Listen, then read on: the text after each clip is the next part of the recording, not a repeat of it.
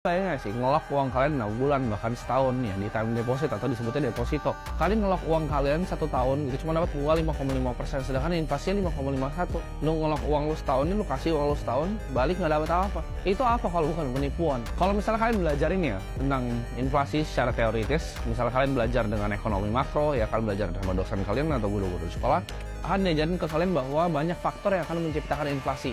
Tapi di sini gue akan kasih tahu ya 3 faktor yang lain menurut gue bullshit. Inflasi itu cuma terjadi karena 3 faktor. 1, itu perubahan pada supply uang ya, jadi changes in money supply. Kedua, yaitu perubahan demand antara produk dan jasa.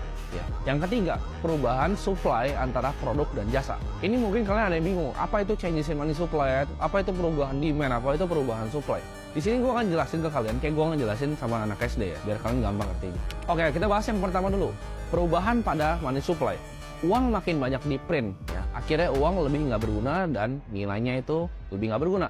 Simpel ya, itu paling gampang. Karena uang lebih banyak di print, maka uangnya lebih nggak berguna. Nah, kita lihat perubahan di demand itu kenapa bisa mengakibatkan inflasi. Contohnya, misalnya ada sekolah favorit ya, spotnya misalnya cuma 500.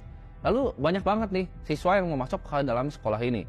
Apa yang terjadi? Si sekolah A ini yang tadi misalnya cuma terima 500, dia bisa menaikkan harganya karena demand untuk masuk sekolahnya banyak. Jadi kalau ada perubahan di demand ya lebih banyak, itu bisa mengakibatkan inflasi. Jadi orang yang punya produk atau jasa bisa menaikkan harga sesuka mereka karena demandnya ada. Nah, di supply side itu sama ya. Kalau misalnya ada perubahan di dalam supply-nya, ya, dalam produk atau jasa, itu bisa mengakibatkan inflasi karena barangnya semakin sedikit di market.